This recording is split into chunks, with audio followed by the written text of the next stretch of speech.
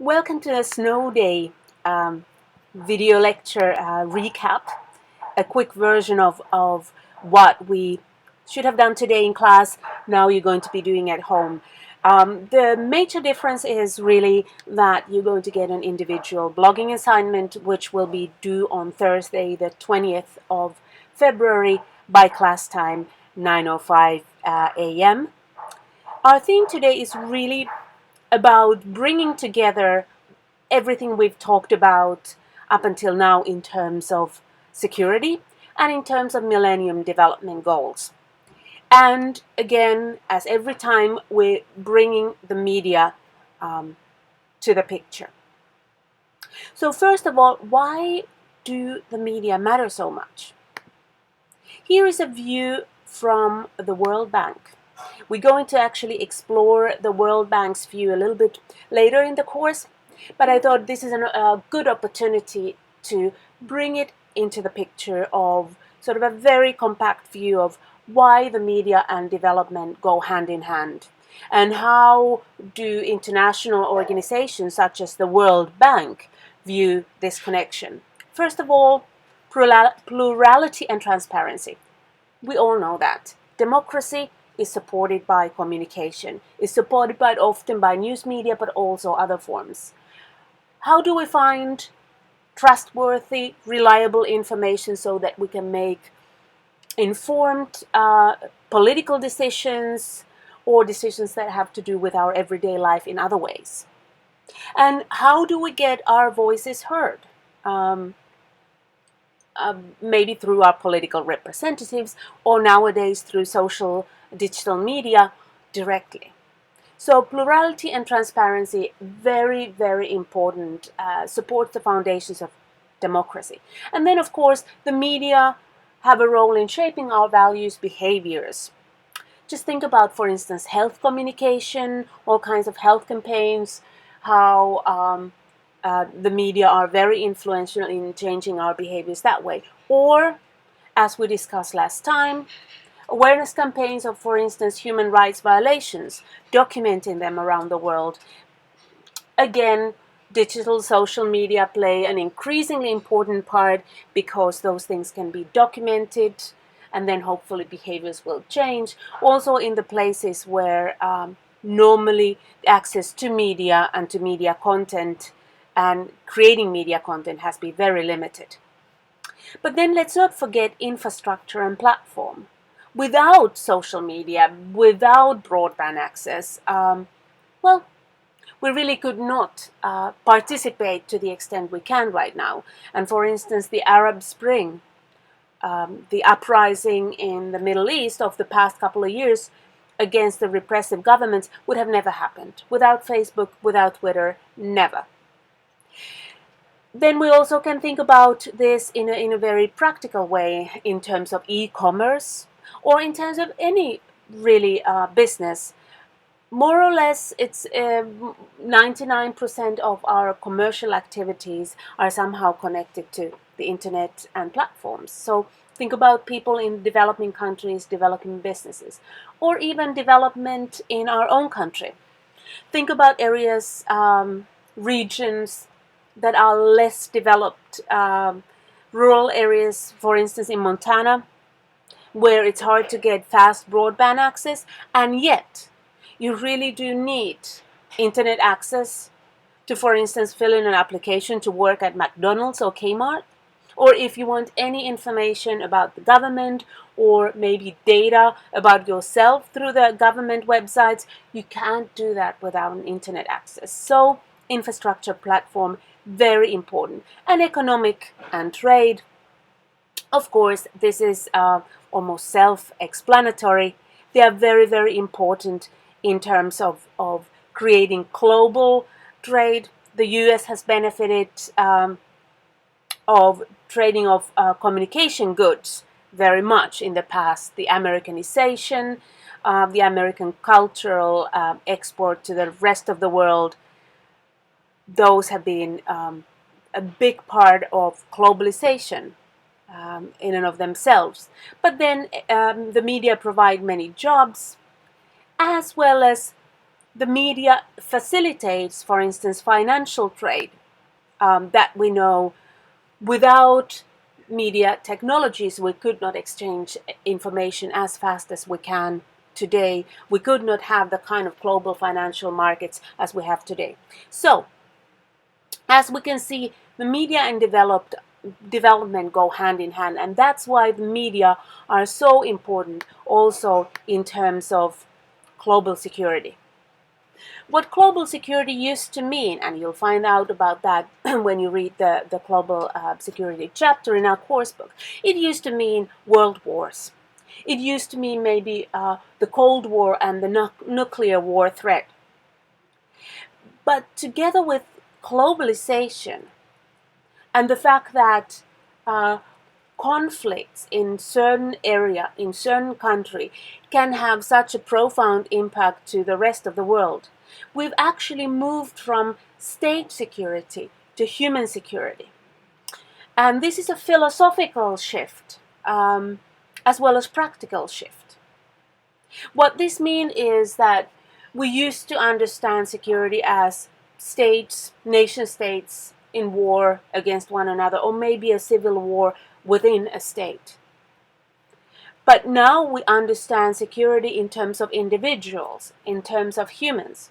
So this is what international community has actually now agreed upon. The right responsibility to protect, responsibility to protect. And this means that, for instance, in conflicts like the Bosnian War, the NATO, the UN peacekeepers, the European Union police force would go and intervene in a conflict that was actually due because of breaking up of a nation that used to be Yugoslavia. And this, of course, is something that is now being debated in terms of Syria. So global security, from state security to human security, so the global community, the international community, at least in theory, has the responsibility to protect humans in conflict situations, regardless of the state borders. But then we have different kinds of other security issues. Some of them mentioned in your course book, some of them not. We have the environmental hazards. This is a picture of the Fukushima nuclear disaster a few years back. We have an issue of food security, meaning we have regions and countries in the world where food is very scarce. So think about that. We live in a more prosperous times than ever, and yet there are still regions and countries that are very much affected by the fact that there might not be food. And if there's not enough food, there might be more conflicts. Health issues are compromised, of course.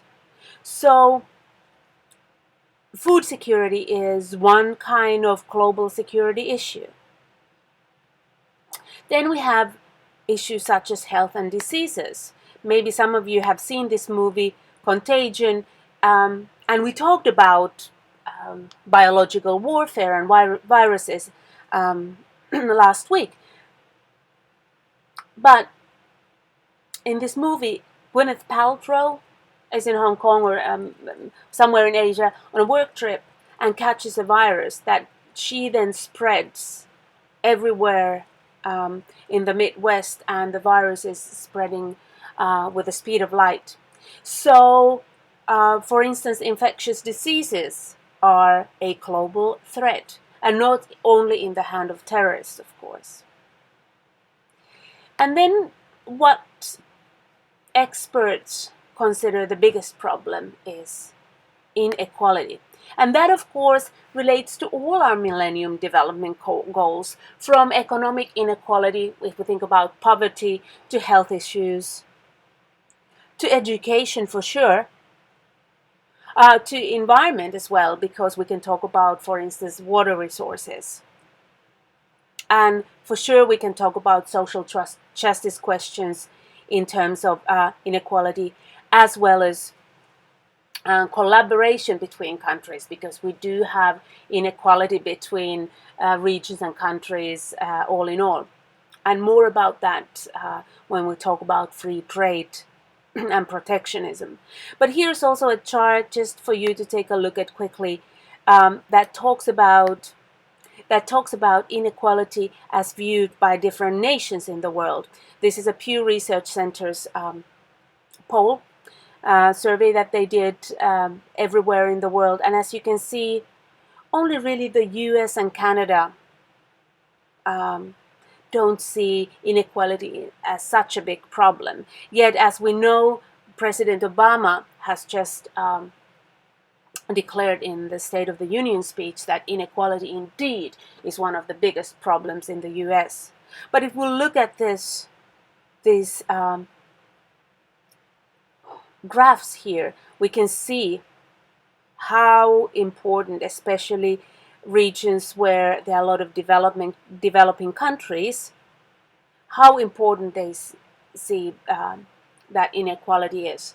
And the thing is that inequality causes conflict. And we know from history that even if there's extreme poverty, but everybody is poor, the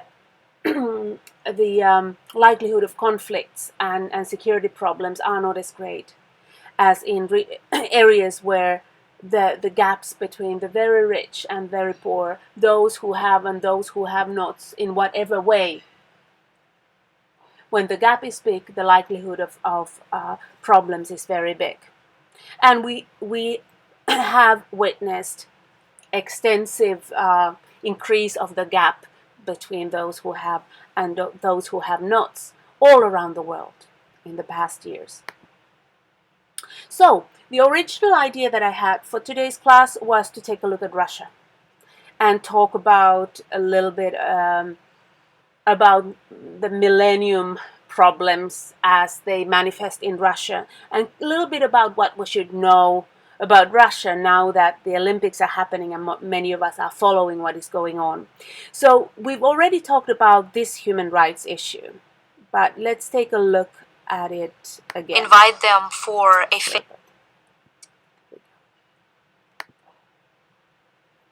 This is a video by the Human Rights Watch organization. Хули ты так одет, ебать? В смысле, с тематической вечеринки. На нахуй. Human Rights Watch has documented a large number of vicious attacks and aggressive harassment of LGBT, lesbian, gay, bisexual, and transgender people in Russia. Еще раз так оденешься, хуеплет, блядь. It's happening in the context of the homophobic legislation that bans propaganda of non-traditional sexual relationships among minors.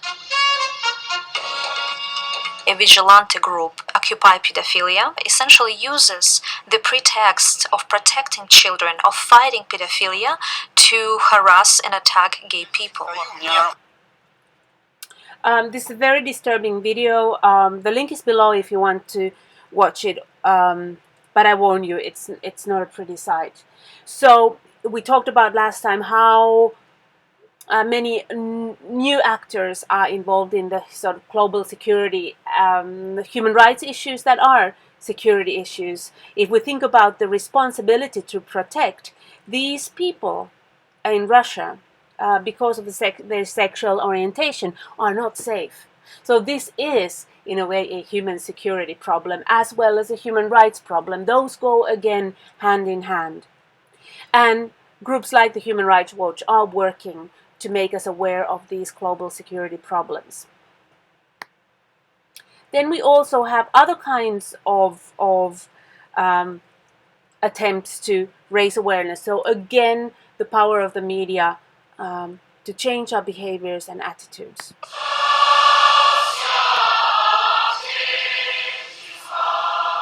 Just days before the start of the Olympic Winter Games in Sochi, a Swedish website has released this short film. 2,000 people gathered at the Olympic Stadium in Stockholm to sing the Russian national anthem under rainbow flags to show their support for lesbian, gay, bisexual and transgender communities and oppose Russia's anti-LGBT legislation. The emotive video starts with a young girl singing alone before a boy joins in, and the stadium then fills up with a diverse range of people, symbolising all ages, races and sexualities.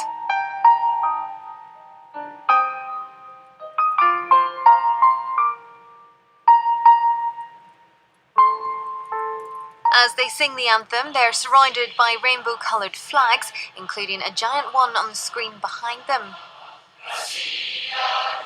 The video was filmed on the 6th of October, the day when Russian President Vladimir Putin gave start to the Olympic torch relay in Moscow, but it was only posted on the internet on the 30th of January, receiving almost 400,000 views in the first few days. The video ends with a young girl singing the closing line, "Glory to our country, we are proud of you," before releasing a heart-shaped balloon into the sky.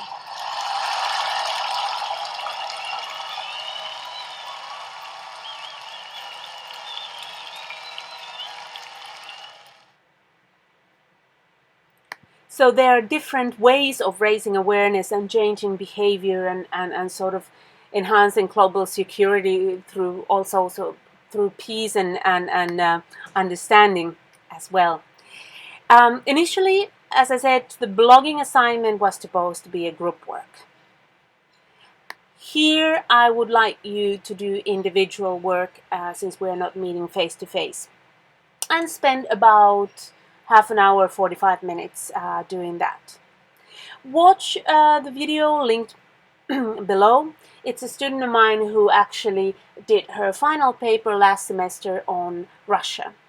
And that can give you a very interesting background on how the situation in Russia has developed, what the history behind some security challenges in that country are. Then choose one topic of the following and write an analytical commentary. It can be 1 to 2 to 3 paragraphs, doesn't need to be longer, but include at least 2 links, whether it's to a news article or a YouTube video or any kind of literature, some statistics, blogs, whatever it is. Use 2 references in your comment. And you can choose from the following. Your issue, meaning your Millennium Development issue, the main theme of your blog, and human rights, as human rights are declared in the Universal Declaration. The link to the declaration is below, and you can find tons of material about that online also. So how does your issue, for instance, poverty, relate to the Universal Declaration of Human Rights? Or write a post on your issue and Sochi. How does your issue, let's say education, relate to the situation in Russia? Or are there some environmental implications of the Olympic Games or some major challenges in terms of Russia that we should know about? Again, there's a link below to the Human Rights Watch report on human rights violations in Russia. So there are some ideas that you might want to use. Or if you don't want to choose any of these 3, write a commentary on Cees Hameling's view on social justice and global media. Cees Hameling is one of the most famous development communication scholars in the world, and I have included one very short text by him in your Dropbox. Read the text and think about your issue. What does he say that resonates what you know about your issue and the media or global development in general? Write a response to him if you like. And then post this as an individual blog post to your blog, not here to ours, but your blog by the beginning of next class. If you have any questions of this assignment or any question of the lecture, please post a comment below. This lecture will be part of your midterm exam. Stay warm, Stay safe and happy Valentine's Day tomorrow.